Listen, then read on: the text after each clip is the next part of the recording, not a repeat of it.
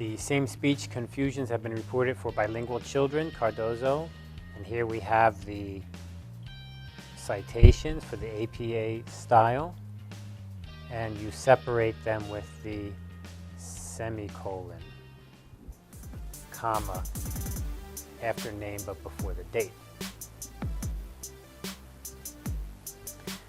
Expertise has been investigated in chess playing, and here you can see for APA style, you've got to have the comma, missing the comma here, and then the colon in between the different citations. The essay that the first group read were student-generated. The essays, those that the second group read were computer-generated. So this is a little bit confusing. The essays, and it feels like you want to put a comma here, but no, because if you try to cut something here, the sentence meaning changes. The essays that the first group read. So this piece here, that the first group read, we cannot take that out because it's specifically this group.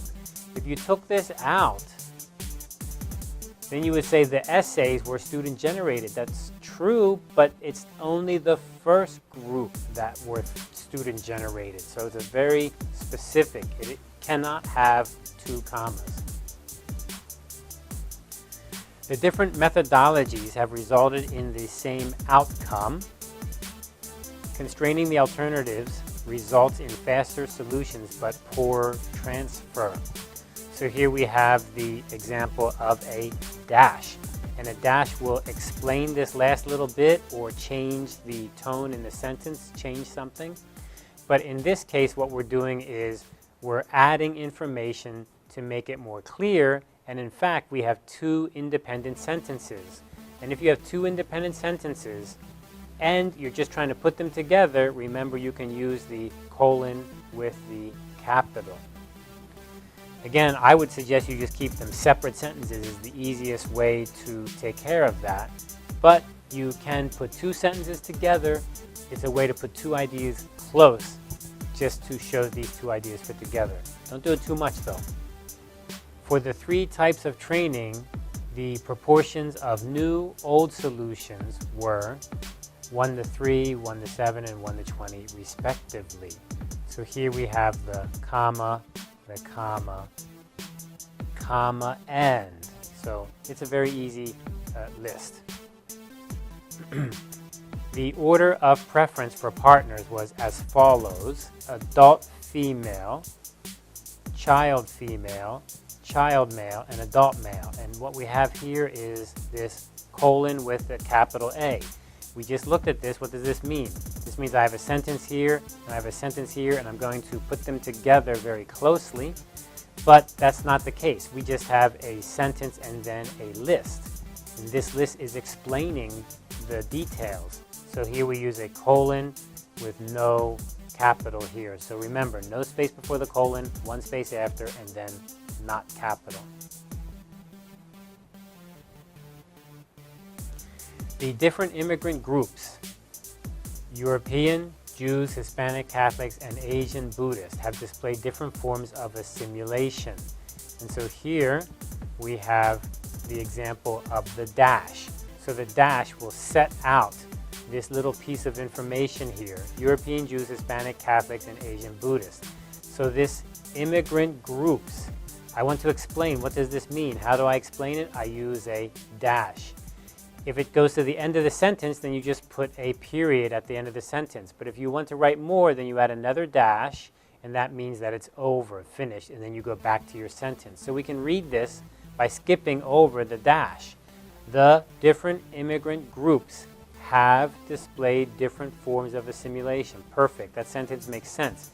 And so this piece here is explaining exactly what does immigrant groups mean.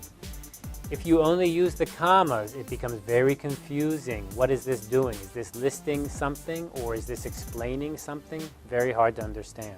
So a dash can be very handy. The participants rated their judgments on a 5-point scale ranging from just guessing to absolutely certain. And here we have the quotation marks, and remember we said avoid air quotations, avoid air quotation marks. Just write out what you mean and what they said or what they reported. Respondents in the gay condition, you see, gay. What does that mean? Well, we don't know what that means. So I'm telling you, I don't even know what that means. That's really silly. Clearly, we're just going to use the word gay clearly for whatever our situation is. We don't need to use the quotation marks. Now, if you feel you need to explain what is the gay condition, then you should explain it. But that's in another paragraph and another sentence. You don't need to use quotation marks. Really weird.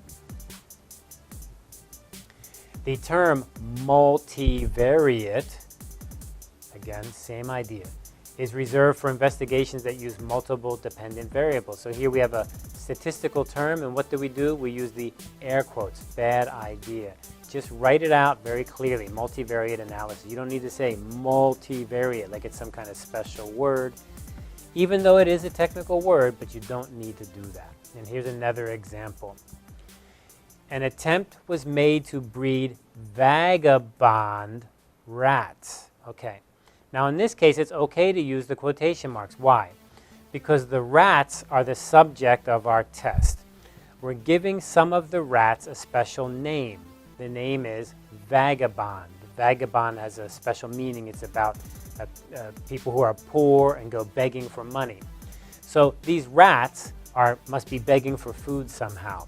So these rats are kind of like a variable, kind of like an X. And we're going to give the variable a name. What's the name we give it? Vagabond. So what we do is, the first time we use this, we can use the quotation marks. But then, after that, look, no quotation marks. So in this case, it's okay because it's very clearly saying this is a word that specially means something to my research, and in this case, it's these rats. It doesn't really mean poor people begging for money. It means rats who are begging for food inside my experiment. And I only do it once. The second time, I do not use the quotation marks. The article by Brown and Kuluk, Flashbulb Memories, contains reports of powerful naturalistic memories. So here, Flashbulb Memories, this is an article inside of a journal, and so we need to have the quotation marks. And you can pay attention there to the quotation marks. Here is a comma, one space after the comma, and this comma goes inside the quotation marks, you see, and then one space after the quotation marks, please remember. Garcia and Kuling, 1966, demonstrated prepared learning. We do not use the commas here because we use the parentheses in the APA style.